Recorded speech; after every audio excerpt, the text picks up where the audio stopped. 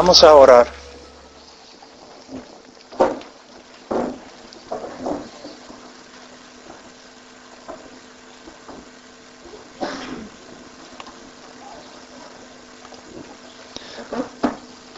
Padre,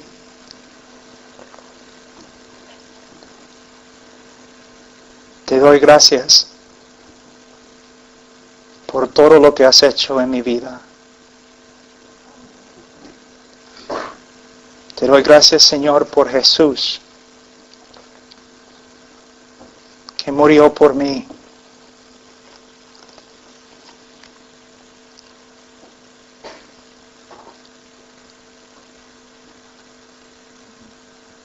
Señor, me siento tan débil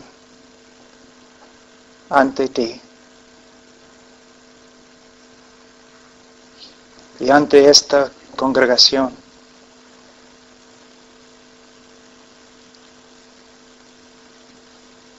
Tú sabes, Señor,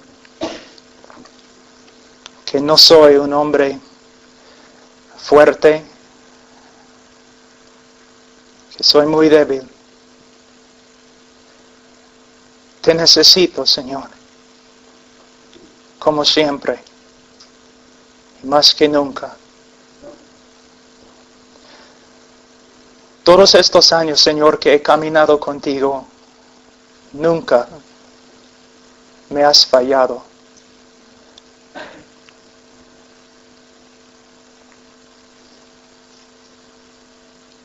Ni una sola palabra ha fallado. Señor, oro por estos jóvenes. Señor, son jóvenes. Y hay muchos, Señor, que ellos no saben acerca de ti, acerca de la vida, acerca del cristianismo verdadero. Señor, somos tan influenciados por el mundo y nuestra cultura. A veces, Señor, somos como ciegos. No sabemos quién eres ni lo que dice tu palabra. Señor, ten misericordia no solamente de los jóvenes, sino de mí. Señor, si tú no obras aquí, en estos días, todo eso, Señor, va a ser como una broma religiosa. Te necesitamos, Señor. Yo te necesito. Gracias, Señor, que podemos orar a ti en nuestra necesidad. Señor, yo veo en esta congregación almas, personas que van a vivir acá en la tierra un tiempo y luego se van a parar ante ti. Cada uno, Señor, va a ser juzgado por ti. Por eso, en el temor de Dios, te pido que me ayudes. Señor, yo sé que no soy elocuente, no me importa. Pero ayúdame, Señor, a comunicar tu palabra claramente. Ayuda, Señor, a estos jóvenes. Líbralos del mundo y de sí mismos. Enséñales, Señor, la libertad verdadera, el gozo y el amor verdadero. Oh Señor, si hay alguien aquí esta noche que no te conoce, Señor, que esta noche sea su noche de salvación. Y si hay creyentes, Señor, que están extraviándose, Señor, que no lo hagan más. Que se dediquen, Señor, a tu Hijo. Estas cosas, Señor, que he orado, ningún hombre puede cumplir. Pero tú, Señor, puedes. Ayúdanos. En el nombre de Cristo. Amén. Es un privilegio muy grande para mí estar con ustedes. Y bueno, yo viví 10 años en Perú, pero salí del Perú hace 11 años y hablo en español una vez al año. Entonces es un poco difícil para mí predicar en español. Estoy aquí para ayudarte con la palabra de Dios. Yo sé que a veces crees que tienes todas las respuestas, pero yo te digo, ni sabes lo que son las preguntas. Tienes una vida, ¿te das cuenta? Una vida que el Señor te ha dado. De una forma no es tu vida, es suya. No tienes el derecho de hacer lo que tú quieras. Solamente tienes el derecho de hacer lo que el Señor quiera. Soy un hombre que de verdad tengo bastante gozo y alegría en mi vida. Pero hay tiempos cuando uno tiene que hablar en serio. Bueno, este es uno de los tiempos. Tú tienes una vida y un día vas a pararte ante Dios. De verdad, vas a pararte ante Dios. Y tu destino eterno va a ser decidido. ¿Cómo vas a responder a una verdad tan grande, tan terrible? Pero sin embargo, una verdad inescapable. Tú tienes una cita con Dios ante su trono. Y vas a tener que dar cuenta cuando Él te pregunta, ¿qué has hecho con mi hijo? ¿Qué has hecho con mi hijo? Porque quiero decirte algo. Todo lo que Dios ha hecho, todo lo que Dios ha hecho, lo ha hecho para su hijo. La persona más importante en el universo para el Padre es su Hijo. ¿Qué has hecho? Te va a preguntar. ¿Qué has hecho con mi Hijo? Dios creó el mundo solamente para su Hijo. Pero tú dices que no puedes vivir para Él. Tienes cosas más importantes. Él es el centro de la voluntad de Dios. No debes jugar con Él. De verdad es mejor que salgas ahora y que te vayas como un incrédulo o ateo. Pero no debes jugar con Cristo. Porque es la persona más importante a Dios. Ahora voy a compartir un poco de mi testimonio para empezar. Me han pedido que lo haga, entonces voy a hacerlo. Yo nací en una familia que tenía y tiene muchas cosas. Nosotros teníamos un rancho y criábamos caballos y vacas como los cowboys que ves en las películas. Y cuando yo tenía, 6 años, empecé a montar caballo y trabajar con las vacas. Cuando tenía 11 años entrené mi primer caballo. Entonces mi vida era muy muy simple, ¿no? Trabajando con vacas, entrenando caballos, colegio, y cuando yo no estaba estudiando en el colegio o trabajando en el bosque cazando. Y como digo, una vida bonita. Mi papá era mi héroe. un hombre muy fuerte, muy grande, muy inteligente. Toda la comunidad respetaba a mi papá y yo quería ser como él. Era mi sueño. Bueno, yo empecé a practicar deportes, básquet, béisbol, otras cosas para agradar a mi papá, para ser como él. Yo estudiaba, pero fuertemente, para ser como mi papá. Pero un día, en mi último año del colegio, nosotros estábamos trabajando en el campo, arreglando un cerco, y riéndonos, hablando y todo lo demás, y de repente mi papá gritó, y agarré a mi papá así, y caímos al suelo, y él murió en mis brazos, en medio del campo. En ese momento, algo dentro de mí cambió, pero totalmente cambió. Yo me di cuenta, mi papá era rico, pero está muerto. Mi papá tenía el respeto de todo el pueblo, pero está muerto. Mi papá tenía fama, pero muerto. Mi papá tenía una mujer que amaba, pero está muerto. Él tenía hijos que amaba, pero está muerto.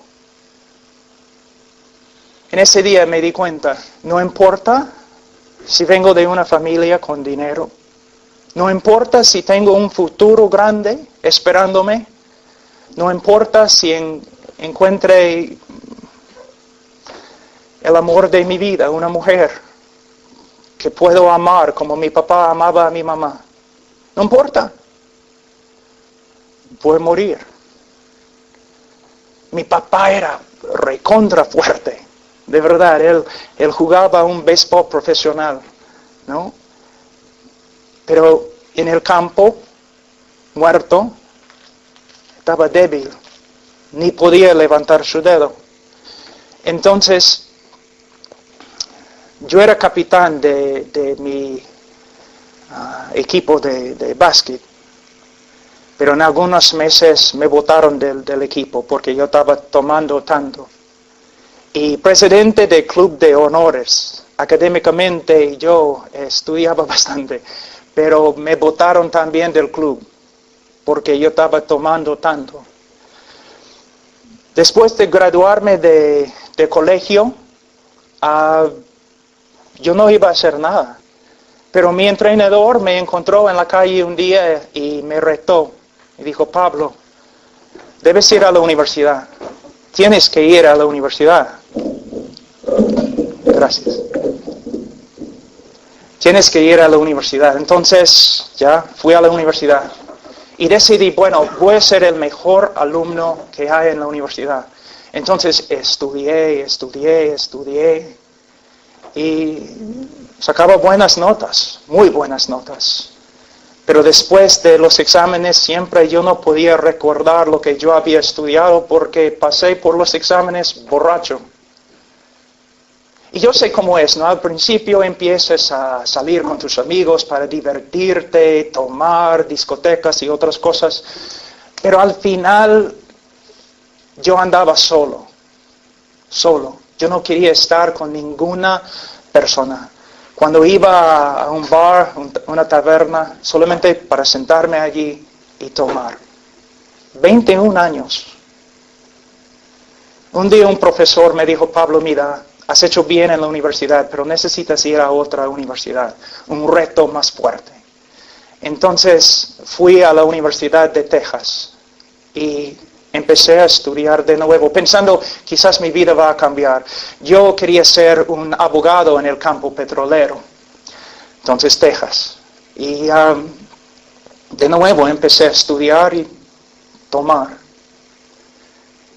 Y aunque probablemente no puedes creerlo, en esa época también yo era pesista. Yo levantaba pesa 3 horas cada día, tomando esteroides, todo. Y ahora mi cuerpo está totalmente roto. Mis carreras han sido reemplazados. Tengo más fierro dentro de mí que tu carro tiene.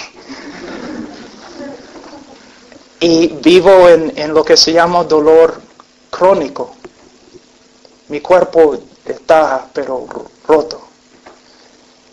Pero un día yo estaba como a la 1 de la mañana en mi departamento y simplemente pensando. Y yo tenía un montón de pastillas, pero esteroides, que no pueden matarte si tomas todo. Pero mirando los esteroides y diciendo, me gustaría morir. La palabra que siempre decía, repitiendo, miserable, miserable, soy miserable. Tengo todo. Un carro nuevo, el mejor carro, ropa bonita, chicas, pero estoy muriendo.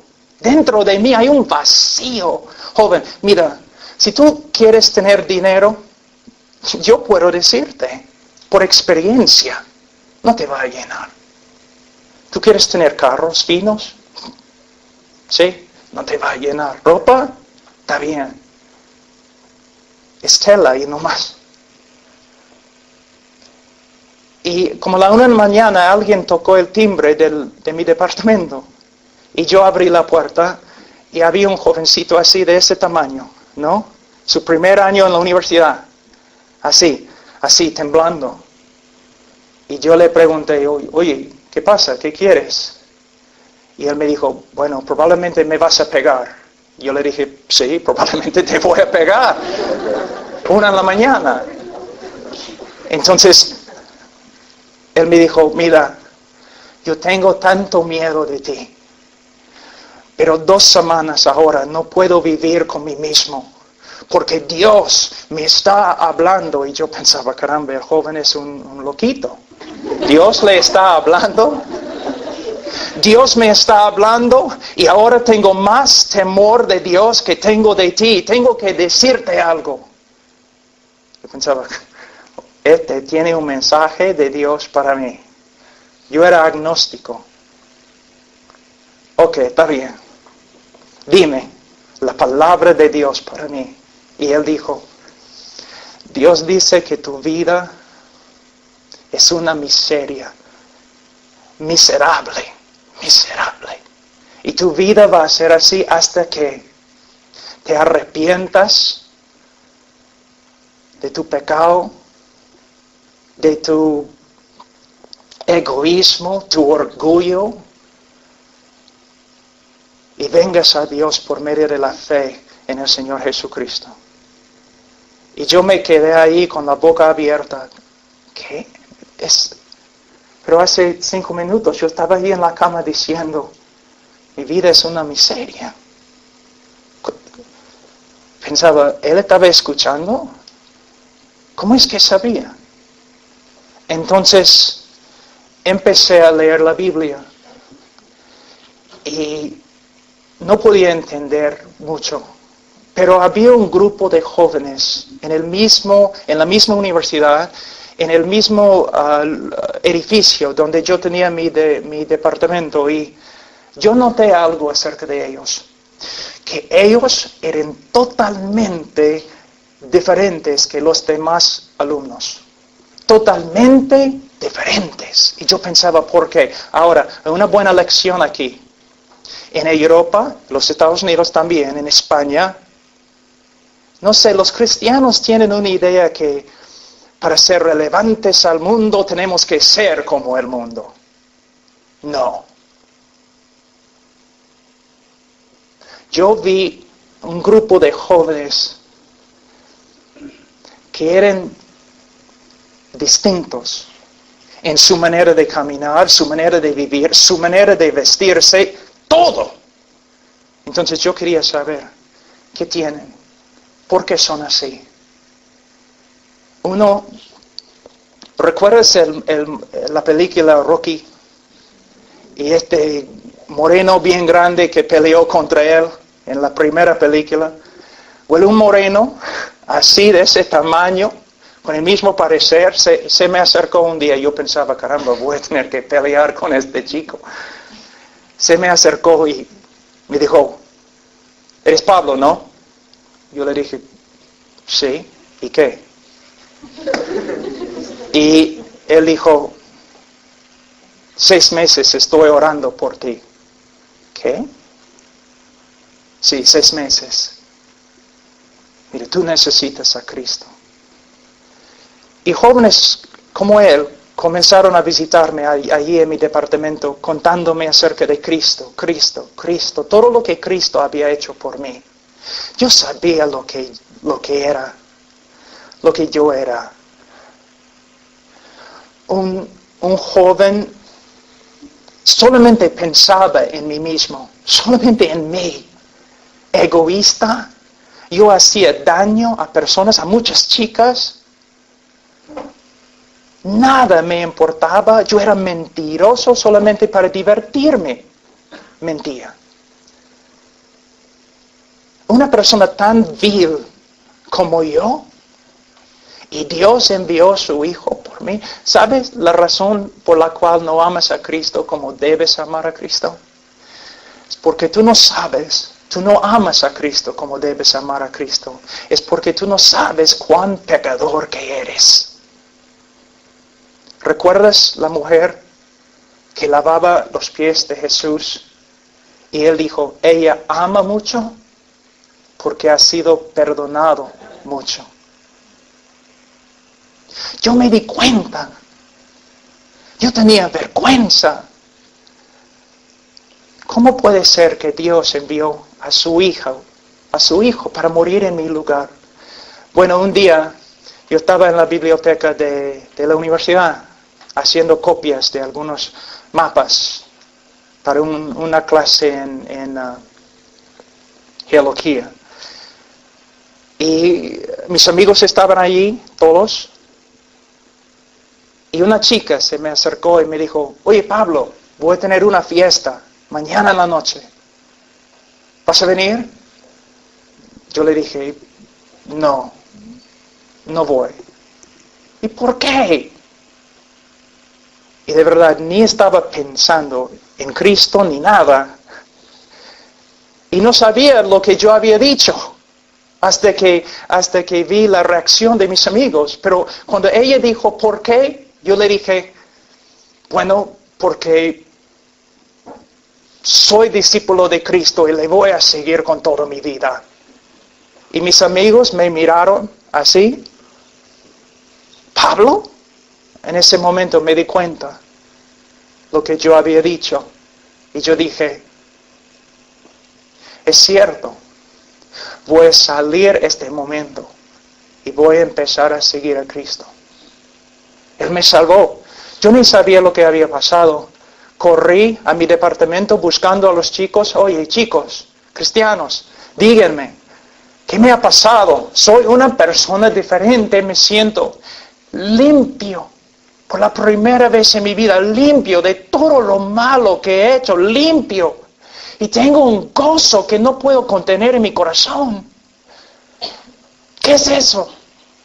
Y un joven me dijo, te has renacido. ¿Qué es eso? ¿Qué significa? Pero otra cosa, yo, como dije, yo era un mentiroso. Una persona tan egoísta. Y después de salvarme, el Señor empezó a obrar en mi vida. Algunas cosas cambiaron así, pero otras cosas no. Pero yo noté una diferencia bien grande. Antes yo podía pecar sin dolor en mi corazón, sin ofender mi conciencia. Pero después de recibir a Cristo, todo había cambiado. Sí, yo pecaba, pero cuando yo pecaba no podía vivir con mí mismo. Tenía que dejar a un lado el pecado y confesar mi pecado y levantarme de nuevo para seguir a Cristo. Es como si Él hubiera tomado control absoluto de mi vida.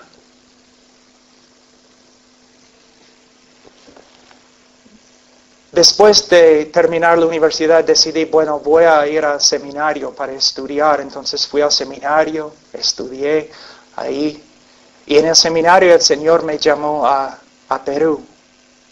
Yo tenía 26 años y fui al Perú.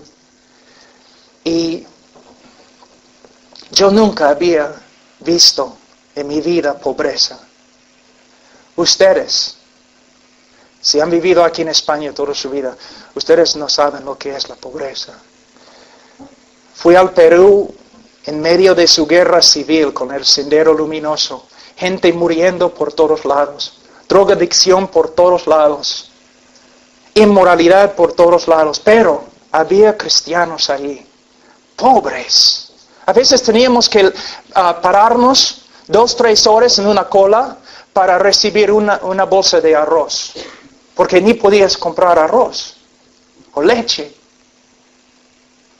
Pero a través de ver a Cristo en la vida de esas personas tan humildes, el Señor comenzó de nuevo a cambiarme, a mostrarme, mira, tú dices que tienes Cristo en tu corazón, muéstramelo por medio de tu vida. Tú dices que Cristo te ha rescatado con su muerte, con su sangre, entonces ¿qué vas a hacer? ¿Vas a vivir tu vida siguiendo el mundo? ¿Siguiendo Hollywood?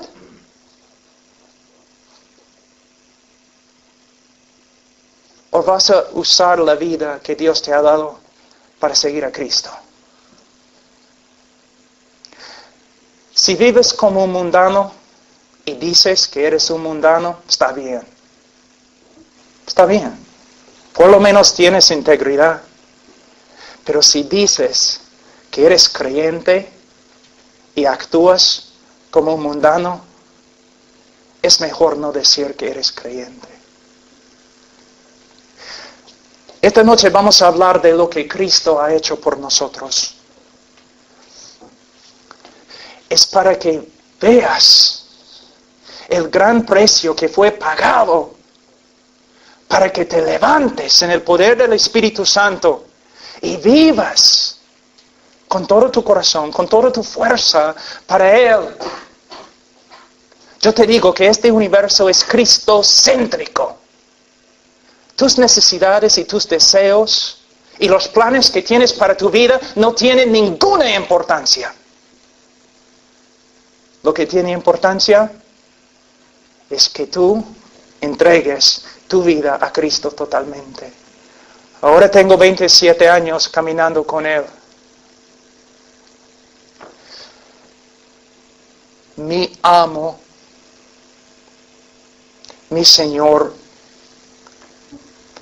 ninguna palabra ha fallado. Las bendiciones que Él me ha dado, ni puedo comunicar en inglés o latín o español. Él es perfecto en todos sus caminos. Y Él es digno de tu vida. Mira, eres fuerte, ¿no? Joven, fuerte. Yo era más fuerte.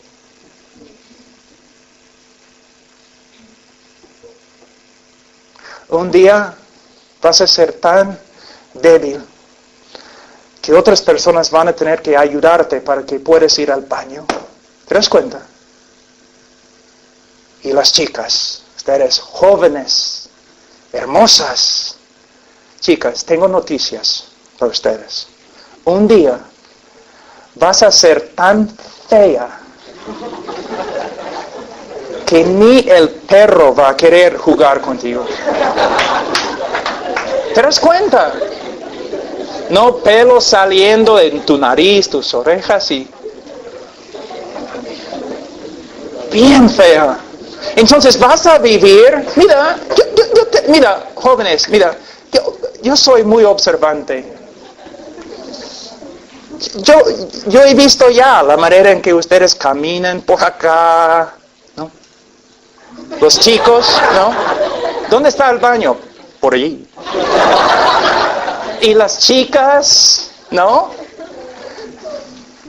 Una princesa cristiana, ¿no? Soy bonita, dices, dentro, pero es mejor que veas mi belleza afuera. ¿No? Mírame. Mira lo que estás haciendo. Es una tontería. Es una tontería. El mundo te tiene así. Mira, tú me dices, Pablo, no debes juzgarme. ¿Y por qué no?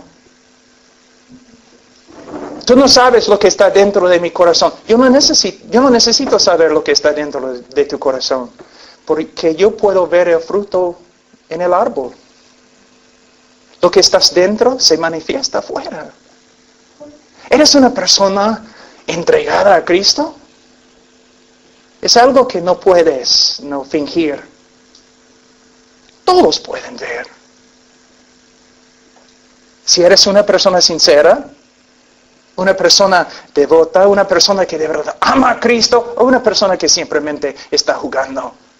Y otra cosa, y vamos a estudiar bastante este tema.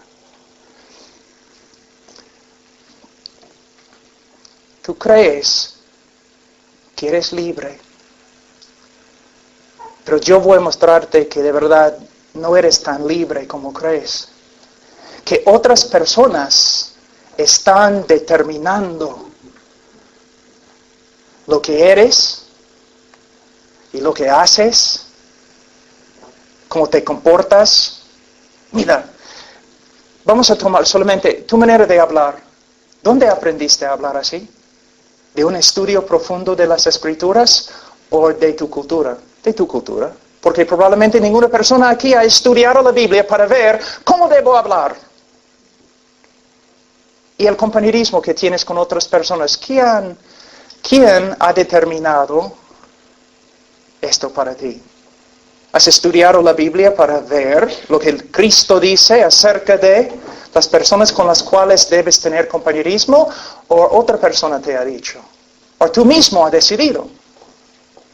Las cosas que ves con los ojos, ¿estás siguiendo a Cristo? ¿Has estudiado en su palabra lo que Él dice con respecto a tus ojos? Ahora, no soy legalista, pero es una buena ilustración. Tu manera de vestirte. ¿Quién ha decidido esto para ti? ¿Hollywood? ¿Madrid? ¿Nueva York? ¿O has hecho un estudio profundo de las Escrituras para ver lo que es la voluntad de Dios? ¿Ves? Entonces podemos ver esta semana que mayormente tú puedes adorar a Cristo, tú puedes participar en la alabanza, tú puedes usar una camisa que dice Cristo viene. Pero la pregunta más importante es, ¿quién determina cómo eres? ¿La Biblia y tu estudio de la Biblia?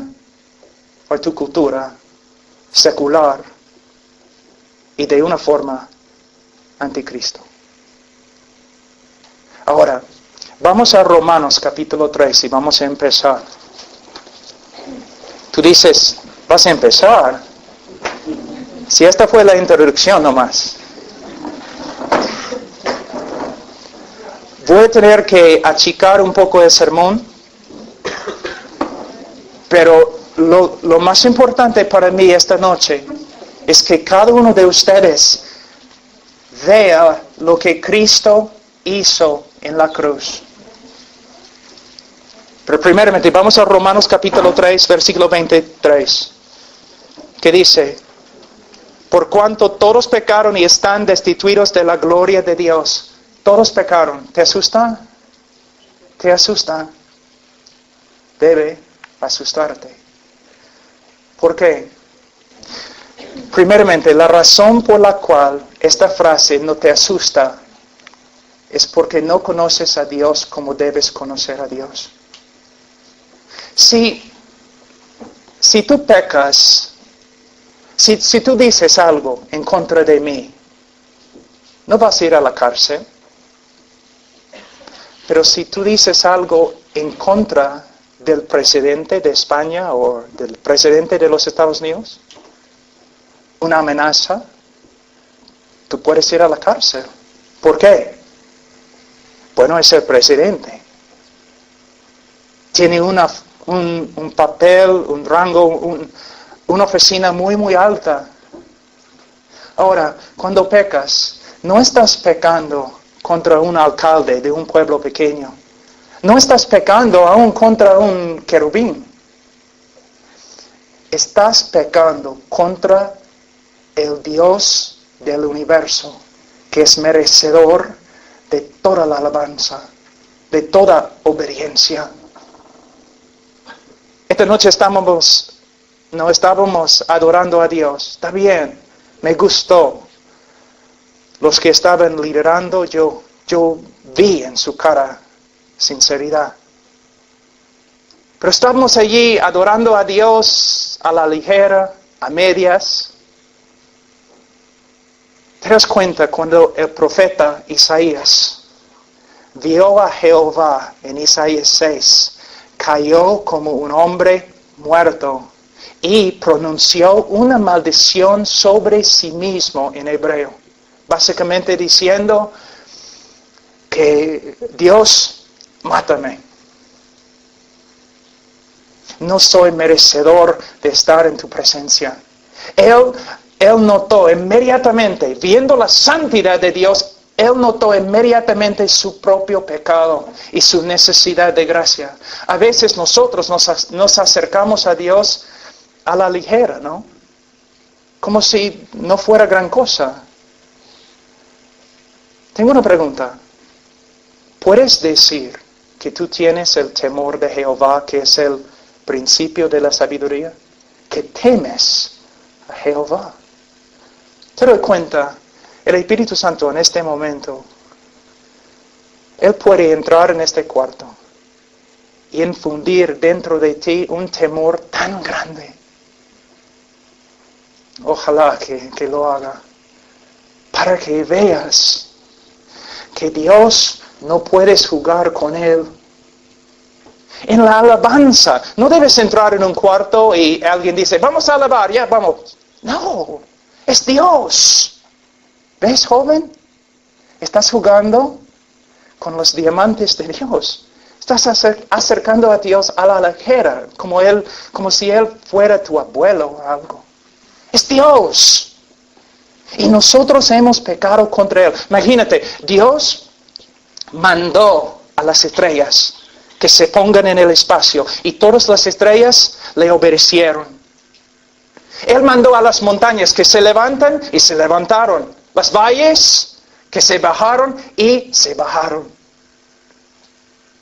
Pero Él dijo al mar, puedes venir hasta acá y no más. Y el mar le obedeció, le adoró. Y Jehová dice a ti, ven. Y tú dices, no. Entonces en el día de juicio, toda la creación va a testificar contra ti por tu desobediencia. Porque no podías ver quién es Dios y cuán grave es nuestro pecado. Ahora, ¿qué dice la Biblia acerca del pecado del hombre? Bueno, vamos a Génesis un ratito. Génesis capítulo 6. Les voy a mostrar algo muy importante. Génesis 6, versículo 5. Y vio Jehová que la maldad de los hombres era mucha en la tierra, y que todo designio de los pensamientos del corazón de ellos era de continuo solamente el mal. Un día yo estaba predicando en una universidad y un reportero se me acercó muy enojado. Y él dijo, el hombre no es tan pecador como tú dices. Entonces yo le dije, ya está bien, ¿quieres tomar un examen? ¿Puedo darte algunas preguntas? ¿Puedes contestar? Y él me dijo, sí, ya. Te voy a dar la misma pregunta. En este momento, si yo pudiera sacar tu corazón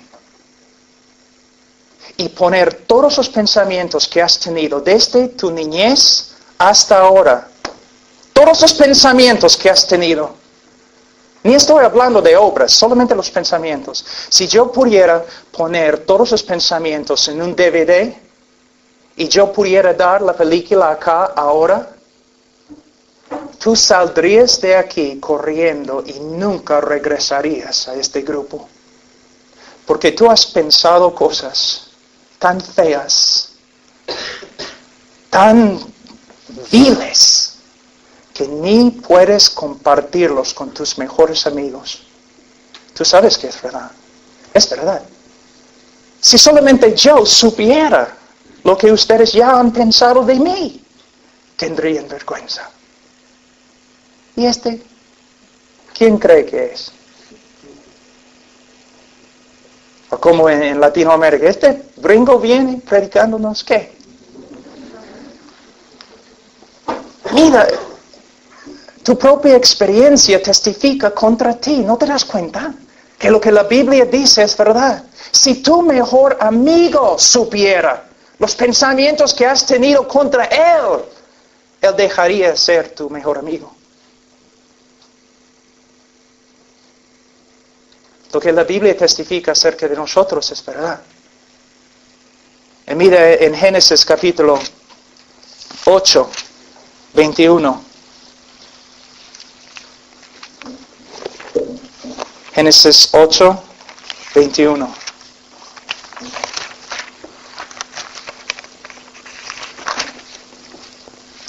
Y percibió Jehová olor grato, y dijo Jehová en su corazón: no volveré más a maldecir la tierra por causa del hombre, porque el intento del corazón del hombre es malo desde su juventud. Desde su juventud. Esta palabra en hebreo puede ser traducido su niñez. Tengo una pregunta. ¿Tienes que enseñar a un niño a mentir? ¿A ser egoísta? ¿A pelear? ¿A portarse injustamente? No, no tienes que enseñar al niño estas cosas. ¿Por qué? Porque la Biblia enseña que cada uno de nosotros nace con una naturaleza adámica, una naturaleza corrupta. Y que el hombre no puede librarse de su propia naturaleza corrupta. Para ser salvo, Dios tiene que hacer algo sobrenatural para cambiar el corazón del hombre. Cuando yo escucho o leo lo que la Biblia dice acerca de mí y acerca de ti, y cuando pienso que Cristo murió por personas como nosotros, de verdad es algo muy especial, ¿no es cierto? Si un hombre muere por un hombre bueno, es algo increíble. Pero cuando un hombre muere por uno que es un horrible pecador, es algo fantástico. Y Dios envió a su Hijo para morir por mí y por ti. Los pensamientos que has tenido, las obras que has cometido, que nadie sabe, solo tú y Dios. Pero Él envió a su Hijo para morir por ti. Vamos a Isaías un ratito.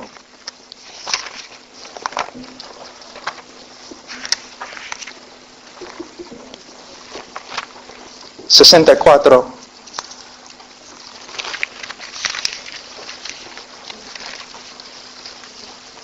Mira lo que dice: si bien todos nosotros somos como suciedad y todas nuestras justicias como trapo de inmundicia, y caímos todos nosotros como la hoja, y nuestras maldades nos llevaron como viento. Esta es la situación del hombre sin la gracia de Dios. Si Dios simplemente te hubiera dejado en tu pecado, tú serías así. En tu pecado, un esclavo de tu pecado y sin esperanza. Aquí en Isaías podemos ver la razón por la cual el hombre no puede salvarse por medio de las obras. ¿Te das cuenta? Mira lo que dice: aún nuestras mejores obras son como trapos de inmundicia. En Perú nosotros construimos una iglesia una vez en el río Amazonas, en el pueblo San Pablo, que antes era un pueblo de leprosos. Todavía hay un montón de leprosos allí y sus hijos. La lepra es una cosa horrible. Hay diferentes tipos de lepra, pero el peor tipo de lepra es insoportable. El hombre se pudre, sangre y pus saliendo de su cuerpo. Es algo horrible. Vamos a decir que tenemos un leproso acá ahora. Y decidimos, bueno, le vamos a ayudar. Vamos a hacerle presentable. Entonces vamos a Madrid y compramos la tela más fina, blanca. Y regresamos y vestimos al leproso en la tela. Se ve bonito, ¿no? Solamente algunos segundos. Porque ¿qué va a pasar? La sangre, pus, va a pasar por la tela. Y la tela va a ser tan contaminada como el hombre mismo. Es lo mismo con nuestras buenas obras. El hombre no puede salvarse por las obras. ¿Por qué? Las obras salen de su naturaleza corrupta y por eso sus obras son corruptas. Ninguna cosa has hecho para merecer la salvación. Ninguna cosa. Ninguna cosa. Dios no te ha salvado por causa de ti, sino a pesar de ti. Él no te ha amado porque Él ha visto dentro de ti algo especial. Él te ha salvado aun cuando no había nada dentro de ti. Nada. A veces, no siempre, pero algunos de los cristianos más dedicados que yo conozco en Perú, antes eran drogadictos, fumando la pasta. Yo trabajé con drogadictos los primeros años ahí en Perú. De verdad aprendí mi español de ellos, entonces por eso hablo así. Pero después de convertirse, yo vi en algunos de ellos que de verdad se convirtieron, yo vi una dedicación increíble. Un amigo mío que se llama Paco Laos, que hasta el día de hoy sirviendo a Cristo. Él siempre, cuando estábamos caminando en la selva y en las montañas, los Andes, cuando estábamos sufriendo, viviendo en carpas y los mosquitos no comiéndonos, él siempre decía, pero Pablo, yo puedo soportarlo. ¿Por qué, Paco? Porque yo recuerdo lo que yo era. Y yo sé lo que soy ahora, una nueva criatura en Cristo. Y yo sé el precio que fue pagado para rescatarme. Yo puedo soportar todo para Él. Así es la vida cristiana. ¿Cómo es que puedes rechazar al mundo? Porque Cristo murió por mí. ¿Por qué puedes dejar a un lado tu cultura y vivir bíblicamente? Porque Cristo murió por mí. Cuando yo no merecía nada, nada. Ahora vamos a volver a Romanos 3. Mira lo que la Biblia dice en versículo 10. Como está escrito, no hay justo ni aun uno. La justicia en las Escrituras se refiere a nuestra conformidad al estándar de Dios, a las normas de Dios. Nuestra conformidad a la ley de Dios. Pero la Biblia dice que nosotros no nos hemos conformado a la ley de Dios. No somos justos. Algunas personas dicen, bueno, pero sí he pecado, pero no he pecado mucho. Lo que tienes que entender es, Adán y Eva pecaron una sola vez y fueron botados de la presencia de Dios. Quizás crees que no has pecado mucho, pero has pecado más que ellos. Después de un solo pecado, fueron botados de la presencia de Dios. ¿Por qué? Porque Dios es santo. Dios es santo. Les voy a enseñar algo de la teología. Voy a intentarlo. Vamos a decir un ratito que hay un ateo que vive en Málaga, ¿no? Y su enemigo vive en Barcelona. Y el ateo escuche que su enemigo en Barcelona está enfermo y necesita una medicina que va a costar $100,000. Entonces el ateo vende su casa, vende su carro, vende sus terrenos, todo, solamente para comprar la medicina que su enemigo necesita. Y sin carro camina a Barcelona para dar la medicina a su enemigo. Tengo una pregunta. ¿Ha hecho bien o ha hecho mal? Tú dices, bueno, ha hecho bien. No. Ha pecado. Tú dices, ¿cómo? Estás olvidándote de algo. Este es un universo teocéntrico. Todo lo que haces, tienes que hacerlo para la gloria de Dios. El ateo, su motivo no fue principalmente la gloria de Dios, sino probablemente la gloria de sí mismo. Lo que tienes que entender es, tú crees que, bueno, soy un hombre bueno porque, no, ando bien con mis vecinos, soy muy amable a las personas y aún amo a mis enemigos. Pero mi pregunta es, ¿y Dios? ¿Qué relación tienes con Él? ¿Cómo respondes a Dios? Tú dices que nunca ofendes a un ser humano, pero quizás todos los días ofendes a Dios. Y nosotros podemos decir que hemos pecado contra Dios, que ninguna persona ha glorificado a Dios como Él merece.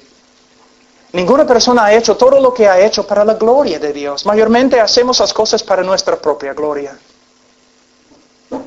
Somos pecadores. Ahora, dice aquí, no hay justo ni aun uno, no hay quien entienda, no hay quien busque a Dios. Los hombres inconversos que no conocen a Cristo no buscan a Dios. Y como evidencia, voy a usar los cristianos. Hay muchos de ustedes que se dicen cristianos. Una pregunta. No tienes que contestar en voz alta, pero una pregunta. Cristiano, que ahora eres hijo de Dios, convertido, renovado, regenerado. ¿Cuánto tiempo cada día buscas a Dios?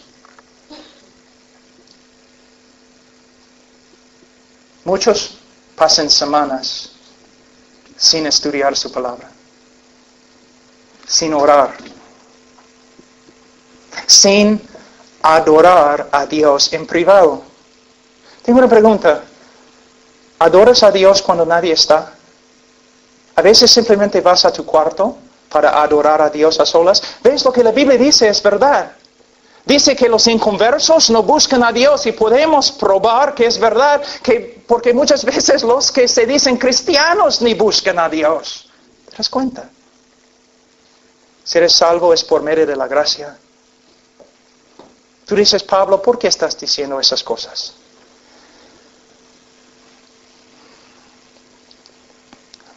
Para que ames a Cristo. Para que veas lo que ha hecho por ti. Él te ama. Como ningún predicador puede explicar o definir. Él te ama. Y el amor de Dios, el amor de Cristo, se magnifica cuando vemos su amor a través de lo que somos.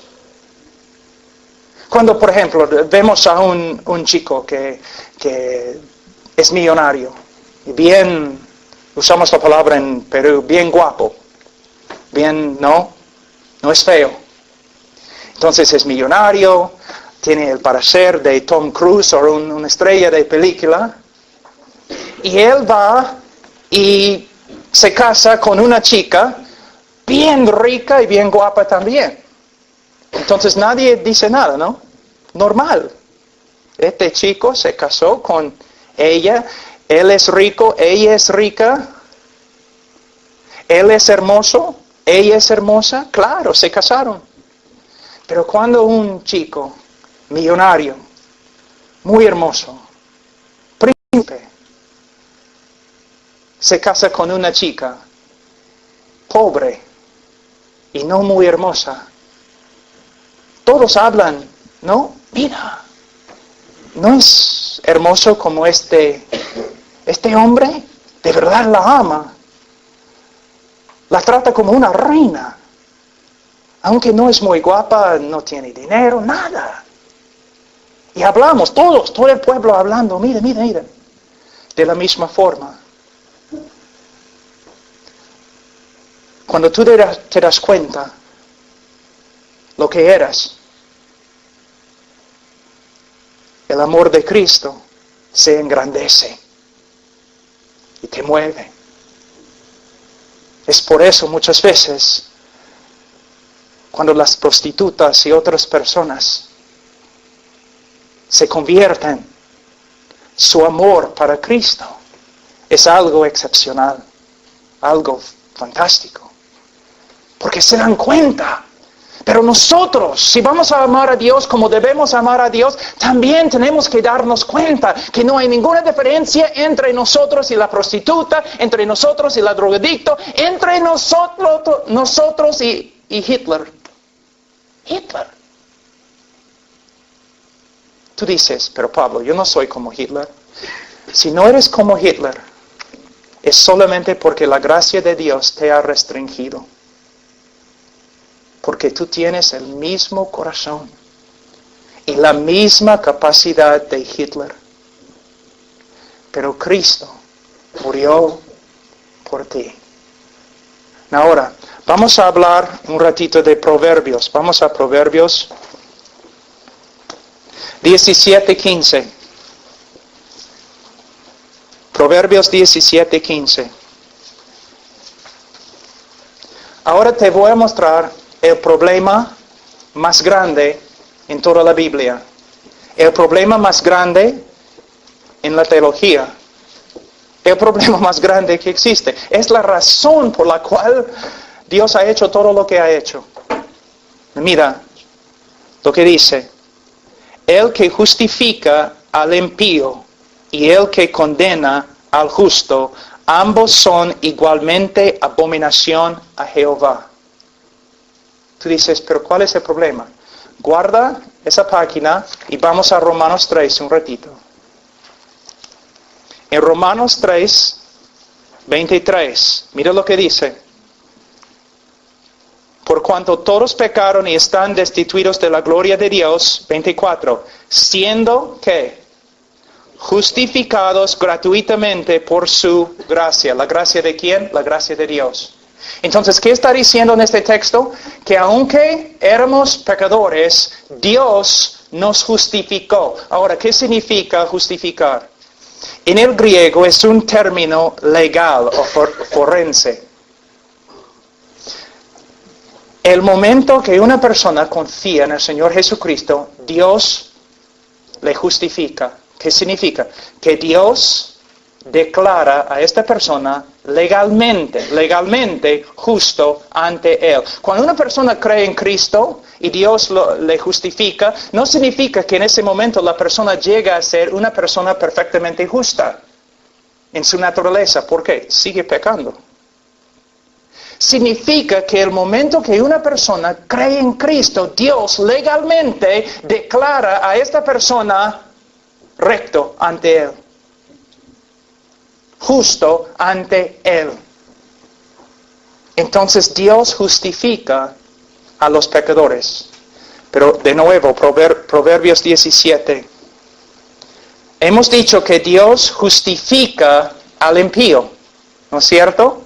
Es lo que hemos dicho en Romanos 3. Dios justifica al pecador, Él justifica al impío. Pero 17:15 de Proverbios dice El que justifica al impío es abominación a Jehová.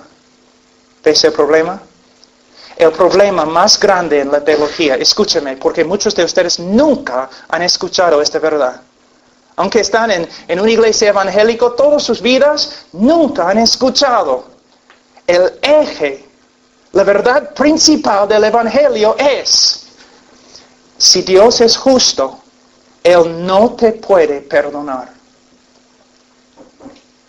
Si Dios es justo, Él no te puede perdonar. Y el problema más grande en las Escrituras, ¿cómo puede Dios ser justo y a la vez perdonar al pecador? Tú dices, pero no entiendo el problema. Mira, te voy a dar una ilustración. Vamos a decir que regresas a tu casa y encuentras a toda tu familia asesinada en el piso. Y el asesino está ahí con la sangre de tu familia en sus manos. Tú gritas, tú agarras al asesino, lo llevas a la policía al juez. Y un día ya, todos se juntan ahí, el criminal, el juez, todo el pueblo.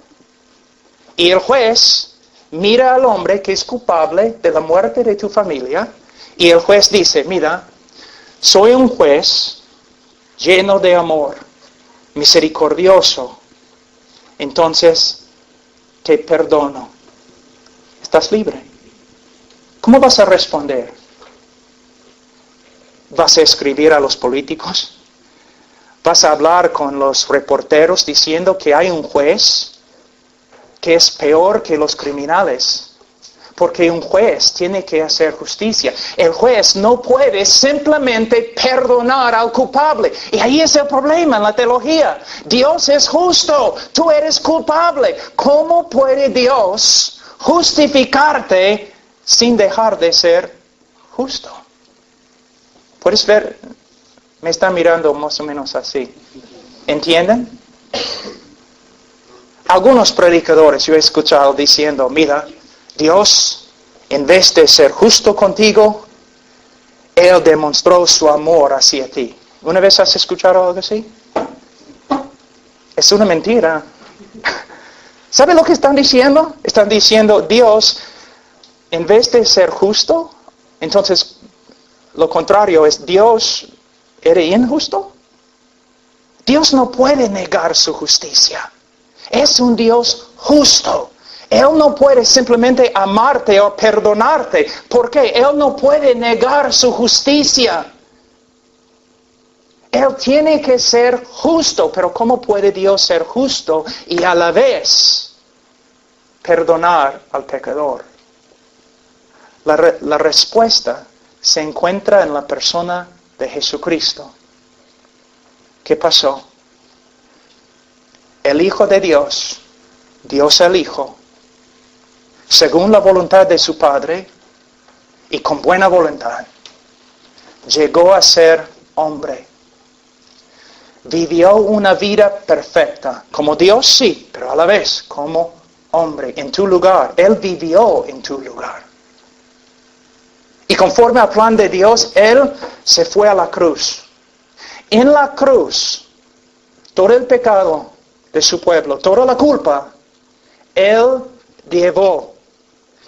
Ahora, todo el castigo divino, todo el castigo de Dios, toda la ira de Dios que debe caer sobre ti, cayó sobre su Hijo. Y cuando su Hijo murió, Él satisfizo una vez para siempre la justicia de Dios. Entonces ahora Dios puede perdonarte porque Dios mismo satisfizo su justicia por medio de morir en tu lugar. Quizás algunos de ustedes nunca escucharon una verdad, aunque es el centro, una verdad así, aunque es el centro del Evangelio. Ahora, vamos a hablar un ratito acerca del odio de Dios. ¿Cuántos de ustedes han escuchado un sermón acerca del odio de Dios? Una persona. Son 2, 3. Qué bien. El odio de Dios. Una vez enseñando sobre el odio de Dios, una mujer se levantó y dijo, pero Dios no puede odiar. ¿Por qué? Porque es amor. Entonces no puede odiar. Algunos de ustedes probablemente piensen lo mismo. Pero primeramente vamos a ir un ratito a las Escrituras para ver que de verdad Dios odia. Salmos 5:5.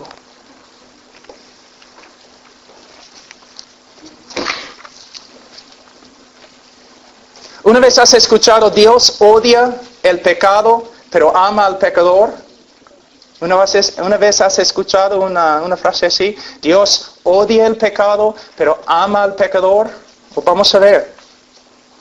Salmos 5:5. Los insensatos no estarán delante de tus ojos. Hablando de Dios, dice, aborreces a todos los que hacen iniquidad. ¿Qué significa hacer iniquidad? Pecar. ¿Cuántos de ustedes han hecho iniquidad? Levanten la mano. Entonces, ¿qué dice este texto? Tú dices, pero Pablo, Juan 3:16. Sí, Juan 3:16 está en la Biblia. Es una verdad muy linda. Pero Salmos 5:5 también está en la Biblia. No puedes evitar los textos difíciles. Entonces, Pablo, ¿qué significa? Significa que de verdad Dios ama. Dios ama. Y en su amor, Él restringe su enojo. Sí, enojo. Contra el pecado y contra el pecador. Él restringe su aborrecimiento contra lo malo. En su amor, Él restringe el juicio. Y en su amor, Él ha actuado para salvar al pecador por medio de la muerte de su Hijo. Pero si rechazas al Hijo, si no vienes al Hijo, entonces solamente te queda el odio y el aborrecimiento de Dios. Dios es un Dios justo. Y Él odia la maldad. En amor, Él restringe su juicio. Él envía a su Hijo. Y Él espera y espera con paciencia al pecador. Pero un día, si el pecador ignora el amor de Dios y dice, no me importa, un día solamente espera al pecador la ira de Dios, que es un resultado de su justicia, de su odio, de su aborrecimiento, de su enojo contra la maldad. ¿Es cierto? Ahora, a veces un alumno o una persona se levanta y dice, pero no es justo hablar del odio de Dios o del aborrecimiento de Dios o el enojo de Dios. ¿Cómo puede ser que Dios aborrece? Bueno, primeramente se encuentra en las Escrituras. Pero segunda, hay otra cosa que tienes que entender. A veces en las noticias en Estados Unidos, supongo también aquí en España, sale una noticia horrible. Vamos a decir que un hombre ha secuestrado a una niña y ella está en su sótano 5 años como su esclavo. Cuando escuchas algo así, ¿cómo reaccionas? ¿Neutral? ¿No te importa? No. ¿Qué dices? No es justo, este hombre debe pagar. Te enojas. Cuando escuchas acerca del Holocausto, la matanza de 6 millones de judíos, ¿es algo que no te importa? No, cuando escuchas algo así, te enojas. La justicia no debe ser. Cuando escuchas acerca de la esclavitud de los africanos en los Estados Unidos, ¿cómo respondes? Con indignación, ¿no es cierto? Tú tienes el derecho de expresar tu indignación, pero el Dios del universo no. Escúchame, jóvenes. La ira de Dios viene. ¿Han leído el libro de Apocalipsis? El infierno espera. ¿De dónde viene el infierno? ¿Tú crees que el infierno fue creado por el diablo? No fue creado para el diablo, pero Dios creó al infierno. ¿Y qué es el infierno? La ira de Dios. Algunos dicen, mira, el cielo es el cielo porque Dios está ahí, y el infierno es el infierno porque Dios no está ahí. No es verdad, no es lo que las Escrituras enseñan. El infierno es el infierno porque sí, Dios está ahí. Su perfecta justicia. Entonces, cuando el creyente mira la cara de Dios, una hermosura, un amor que no se puede comunicar, cuando ve la cara de Dios. Y en el infierno, cuando el pecador levanta sus ojos y mira la cara de Dios, él ve algo terrible. Y la justicia perfecta de Dios. Un ratito, vamos simplemente a Hebreos, un ratito. Capítulo 10, versículo 26. La Biblia dice, Hebreos 10, 26, y es la Biblia, porque si pecaremos voluntariamente después de haber recibido el conocimiento de la verdad, ya no queda más sacrificio por los pecados, sino una horrenda expectación de juicio y de hervor, de fuego que ha de devorar a los adversarios. El que viola la ley de Moisés por el testimonio de 2 o de 3 testigos muere irremisiblemente. ¿Cuánto mayor castigo pensáis que merecerá el que pisoteare al Hijo de Dios y tuviera por inmunda la sangre del pacto en la cual fue santificado e hiciera afrenta al Espíritu de gracia? Pues conocemos al que dijo, mía es la venganza, yo daré el pago, dice el Señor. Y otra vez el Señor juzgará a su pueblo. El autor de Hebreos está escribiendo a algunos judíos que están pensando en dejar la fe cristiana. Ellos están ahí pensando, bueno, el templo no es tan el judaísmo no es tan diferente que el cristianismo y podemos volver al templo, y el escritor de Hebreos está diciendo, no. Ustedes ya tienen el conocimiento de Cristo. Y si dejan a Cristo, si dejan de esperar en Él, no queda más sacrificio. Cristo es el único sacrificio, pero lo que te espera es la ira de Dios. Lo que estoy tratando de decirles es como el arca de Noé. Había un solo bote. No 2, no 3, no 4, un solo bote. Y la gente se reía y se burlaba de Noé todos los días, pero cuando la lluvia al final vino, no había salvación. Un solo bote. De la misma forma, hay un solo Salvador y es Cristo Jesús. Ahora, para terminar, vamos a ver algo de lo que sucedió en la cruz del Calvario. Es muy importante, muy importante. Primeramente, simplemente vamos a pensar un ratito. En el libro de Mateo 27, nosotros aprendemos que cuando Cristo estaba en la cruz, ¿qué gritó? Dios mío,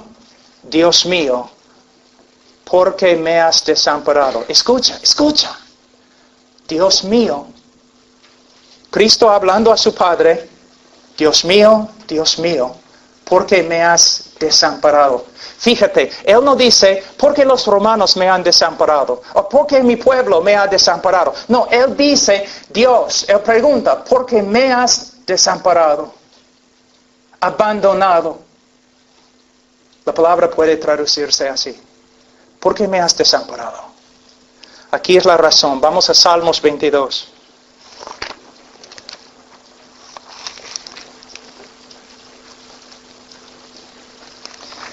Versículo 1. Escucha lo que dice. Dios mío, ¿por qué me has desamparado? David está escribiendo, pero al final es una profecía acerca de la cruz del Calvario. Dios mío, ¿por qué me has desamparado? ¿Por qué estás tan lejos de mi salvación y de las palabras de mi clamor? Él dice, Dios mío, clamo de día y no respondes, y de noche y no hay para mí reposo. Es su queja en la cruz. ¿Por qué me has desamparado? Y ahora, presenta un argumento. Él dice, en versículo 4, en ti esperaron nuestros padres, esperaron y tú los libraste. Clamaron a ti y fueron librados. Confiaron en ti y no fueron avergonzados. Su argumento ante Dios es, en toda la historia de Israel, siempre has salvado al hombre justo. Pero yo, tu hijo, clamo desde la cruz del Calvario, ¿por qué me has desamparado? Él nos da la respuesta, versículo 3. Pero tú eres santo, versículo 6. Yo soy gusano. ¿Qué está diciendo? En los folletos, que son muy populares, ¿no? Tienen este lado, un precipicio y Dios. Otro lado, un precipicio, hombre. Y dice, el hombre no puede acercarse a Dios. Hay un abismo grande entre los dos. El hombre está aquí desamparado. ¿Por qué? Por causa del pecado. Para cerrar esta separación entre ti y un Dios justo, el Hijo de Dios tuvo que sufrir el abandono que tú mereces. Ante el trono de Dios, Dios debe rechazarte totalmente, absolutamente. Para salvarte, alguien tuvo que ser rechazado en tu lugar. Cristo, el Hijo de Dios. Ahora no tengo tiempo ni la capacidad en español, pero si tuviéramos tiempo, podríamos hablar de lo que pasó en la eternidad antes de la creación del mundo. Dios no creó el mundo porque tenía necesidad o porque sentía solo. Dios creó el mundo no por causa de una necesidad, sino por causa de su superabundancia. A través de toda la eternidad, una relación perfecta de amor entre el Hijo y el Padre. Y no necesitaban más. Una relación perfecta. Pero en la cruz, la relación fue rota. Él murió abandonado por su Padre. Ahora, la mayoría de ustedes no tienen hijos. Yo tengo hijos. Tengo que tener cuidado porque amo a mis hijos tanto que a veces tengo que tener cuidado que no sean ídolos en mi vida. Ay, cómo amo a mis hijos. ¿Abandonar a mi hijo? No. Yo muriera la peor muerte en la historia del mundo. Pero yo no voy a abandonar a mis hijos. A un hombre bueno, no voy a abandonar a mis hijos, ni por un hombre bueno, pero Dios. Su Hijo fue desamparado por Él para salvarte, porque para cerrar la brecha, alguien tenía que morir fuera de la presencia de Dios. En el libro de Levítico hay dos cabritos expiatorios, creo es la palabra. Dos cabritos, ¿por qué? Porque había necesidad de mostrar dos cosas acerca de la cruz. Un cabrito, ¿qué pasó? Fue matado. Cristo murió en nuestro lugar. El otro, los ancianos pusieron sus manos sobre su cabeza, simbólicamente poniendo su pecado, el pecado del pueblo, sobre este animal, y luego el animal fue suelto al desierto para vagar ahí, fuera del pueblo de Dios, fuera de las paredes de Jerusalén, fuera de su presencia favorable, para morir a solas. Cristo murió a solas, fuera de la presencia favorable de Dios. Y no solo esto, Dios, su Padre, lo aplastó. Toda la ira, todo el odio de Dios, de un Dios justo contra tu pecado, Cristo sufrió en tu lugar. ¿Recuerdan ustedes en Getsemaní? ¿Qué oró Cristo 3 veces? Padre, que esta copa, que pase. 3 veces oró. ¿Qué estaba dentro de la copa? ¿Una vez has pensado? Yo he escuchado interpretaciones bien raras, ¿no? Que la copa representaba lo que Satanás iba a hacer a Cristo en la cruz. Que la copa representaba el látigo y los clavos y la cruz romana. No. Mira, Cristo, el capitán de nuestra salvación, está en Getsemaní con tanta angustia que está sudando sangre. Angustia. ¿Tú de verdad crees que Él tenía miedo de la cruz? Porque después de la muerte de Cristo y la resurrección de Cristo, los primeros 3 siglos después de su resurrección, miles y miles y miles de cristianos murieron sobre cruces, cubiertos de brea y encendidos para proveer luz para las ciudades, las calles de Roma. Y la historia nos dice que los cristianos, muchos de ellos, llevaron sus cruces cantando con gozo. ¿Y vas a decirme que el capitán de su salvación se va a esconder en Getsemaní? No, él no tenía miedo de una cruz romana, ni un látigo, ni los clavos. ¿Qué estaba dentro de la copa? Solamente tienes que estudiar el libro de Salmos o los profetas. Si resumo todo lo que ellos enseñaron, es como la copa representaba la ira de Dios, la furia de Dios, el enojo, la venganza de Dios contra nuestra maldad. Para cerrar la brecha, alguien tenía que morir fuera de la presencia de Dios, pero a la vez alguien tenía que sufrir el castigo que nosotros hasta el día de hoy merecemos. Otra persona tenía que tomar la copa de la ira de Dios. Es interesante, ¿no? Isaías, capítulo 53, un ratito. Isaías 53, versículo 10. Mira lo que dice. Con todo eso, Jehová quiso quebrantarlo, sujetándole a padecimiento. Mira lo que dice. Jehová quiso quebrantarlo. El Mesías. Isaías 53 días. Jehová quiso quebrantarlo. Eso significa, hermanos, mira, la cruz. Yo sé durante la Semana Santa, por ejemplo, en Perú, aún los evangélicos siempre están hablando del látigo y de la cruz y los clavos. Pero, hermanos, es como que los pastores no entienden. La cruz de verdad fue horrible y necesario. Los clavos, la sangre, necesarios. Pero el dolor de la cruz se encuentra en esto. Que cuando Él estaba en la cruz, su Padre lo abandonó y lo quebrantó bajo su ira. Por eso Él dijo, antes de morir, consumada es.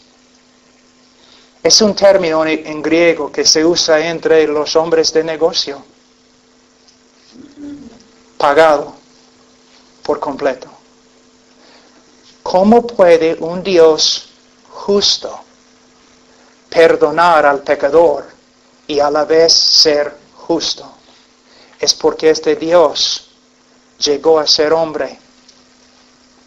Y en el lugar del pecador murió abandonado y quebrantado bajo la ira de Dios. Y cuando murió, satisfizo una vez para siempre la justicia de Dios. Y su justicia ahora satisfecha, su ira calmada. Hay paz. Cuando la Biblia dice que Cristo es nuestra paz, eso es lo que significa. Él es nuestra paz, porque Él sufrió la guerra, porque Él sufrió el dolor.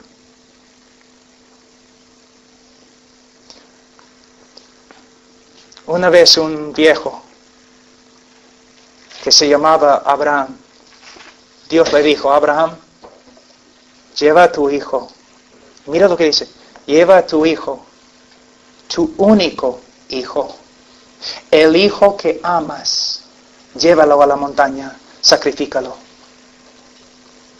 Entonces el hombre, obedeciendo la voluntad de Dios, ató a su hijo allí en el altar, agarró el cuchillo, sometió a la voluntad de Dios y iba a matar a su hijo. Pero antes de matar a su hijo, Dios le llamó y dijo, no, Abraham, ahora sé que me temes. Mira, hay un cordero. Y tú dices, ay, gloria a Dios. No, es una buena final, ¿no? A la historia.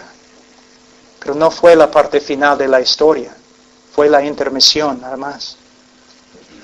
Porque miles de años después, el Hijo de Dios está atado sobre un altar. Y Dios agarra un cuchillo y pone su mano sobre su propio Hijo y lo mata. Alguien tiene que morir bajo la ira de un Dios justo, la ira que tú mereces. Y cuando murió, Él pagó la pena una vez para siempre. Y cuando la Biblia dice que el creyente es justificado ante Dios, significa que no solamente Dios, por medio de Cristo, ha pagado por todos mis pecados pasados, presentes y futuros, sino también significa que la vida perfecta que Cristo vivió, ahora pertenece a mí. Dios no solamente perdona al creyente, Dios viste el creyente en la vida perfecta de Jesús. Ahora, yo recuerdo después de convertirme en la Universidad de Texas, después de algunas semanas escuché acerca de la necesidad de predicar el Evangelio. Y tú sabes cómo un creyente es, ¿no? Cuando es nuevo. Tengo que predicar. Entonces salí a la universidad y me paré ahí en la universidad con mis folletos y empecé a predicar a Cristo. Y la gente pensaba que yo había vuelto loco. Y mis amigos, viendo lo que yo estaba haciendo, vinieron y dijeron, Pablo, oye, ¿qué estás haciendo? Estás aquí todos los días ahora repartiendo folletos y hablando de Cristo. Mira cómo la gente se burla de ti. Las chicas se ríen de ti. ¿Qué estás haciendo? Y yo les pregunté, oye, ¿ustedes son cristianos? Y ellos, claro, somos cristianos. Todos somos cristianos. ¿Se dan cuenta que Cristo murió en nuestro lugar? Sí, Pablo, todos saben esto, pero ¿qué? ¿Qué significa? Si Cristo murió por mí, ahora soy esclavo, no tengo opciones. Ahora no tengo ni una voluntad. Soy un esclavo. El amor de Dios. Cristiano, mira, algunos de ustedes se creen cristianos y no son cristianos. Es cierto. No sé quiénes son, no soy profeta ni hijo del profeta, pero en un grupo de ese tamaño siempre hay personas que se creen cristianos, pero viven como paganos. Aman al mundo, siguen al mundo. Pero si eres creyente, no te das cuenta. La vida no tiene sentido. No hay ninguna razón de vivir. Solamente hacer la voluntad de Dios. Después de 27 años siguiendo a Cristo, lo único que me entristece es que he dado casi nada a Él. Si pudiera vivir de nuevo, yo daría más. Ustedes son jóvenes. Y muchos de ustedes están viviendo para el mundo, viendo el mundo, siguiendo el mundo, actuando como el mundo. Aun cuando estoy predicando acerca de Cristo, ustedes están allí riéndose. Escuchar, sí, cuando la película, no, La Pasión, no salió y todos estaban yendo a ver la película, yo no podía ir. No es porque es una mala película, yo no podía ir. ¿Cómo voy a ver? El que murió por mí, ¿cómo voy a verlo en una pantalla? ¿Por qué? Porque es una realidad, de verdad murió por mí. Esto tiene que cambiar mi vida, tiene que capturar toda mi vida. No, la riqueza, la fama, la reputación, ¿qué importa? Un día voy a pararme ante Dios. Y soy responsable por un don, un regalo tan grande que es Cristo. ¿Qué vas a hacer con Él? Mira, yo no soy un predicador enojado, no tengo nada en contra de ti, pero el amor de Dios me empuja. Joven, tienes que darte cuenta que puedes perder tu vida. Y que todo, ninguna cosa tiene valor, ninguna cosa, solo Cristo. Y mañana cuando empezamos a hablar de la vida cristiana, yo les digo algo, que la vida cristiana no es un montón de reglas. La vida cristiana no es la moralidad o la ética. La vida cristiana es una respuesta a la persona y obra de Jesús. ¿Por qué amo a mi esposa? La base de mi amor para ella. ¿Por qué amo a mi esposa? Porque Cristo murió por mí. ¿Por qué amo a mis hijos? Cristo murió por mí. ¿Por qué no quiero mentir? Porque Cristo murió por mí. ¿Por qué quiero evitar el mundo y su inmoralidad y sensualidad? Cristo murió por mí. ¿Ves? Tu vida, tú vives entre dos días, joven. El día que Cristo murió por todo el mundo. Y el día cuando todo el mundo se va a parar ante Cristo y ser juzgado. 2 días. No te das cuenta. Para algunos de ustedes quizás el cristianismo es solamente algo que han recibido de sus padres. Y quizás su cristiano es algo que ellos recibieron de tus abuelos. Quizás nunca has visto un cristianismo auténtico. Pero el cristianismo auténtico es una entrega total a Él y a su voluntad. ¿Qué me importa lo que piense el mundo? ¿Qué me importa su manera de vivir? ¿Qué me importa su opinión? ¿Qué me importa? Lo único que importa es que Cristo murió por nosotros. Cristo murió por nosotros. La más terrible muerte que ha sucedido en el mundo, en la historia. Cristo murió por nosotros.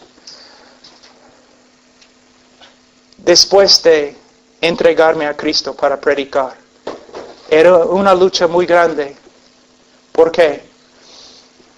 Un día tuve que ir a una boda de un primo. Subí al avión, volé de Texas a Detroit, Michigan. Cuando llegué, su limusina es la palabra, un carro bien grande, una de sus limusinas, ¿no? Llegó a recogerme. Y fuimos a un lago donde tenía la fiesta, los botes y todo lo demás. Y yo estaba allí con toda mi familia, viendo la riqueza, así. Y pensando, sí, tengo que tomar una decisión. ¿Me quedo aquí con la posibilidad de todo esto? ¿O sigo a Cristo? Y empecé a llorar. La lucha era tan grande y salí y entré en un garaje, ahí donde guardaban sus carros. Y estaba allí llorando, Señor, yo tengo que tomar, mi vida depende de lo que hago ahora.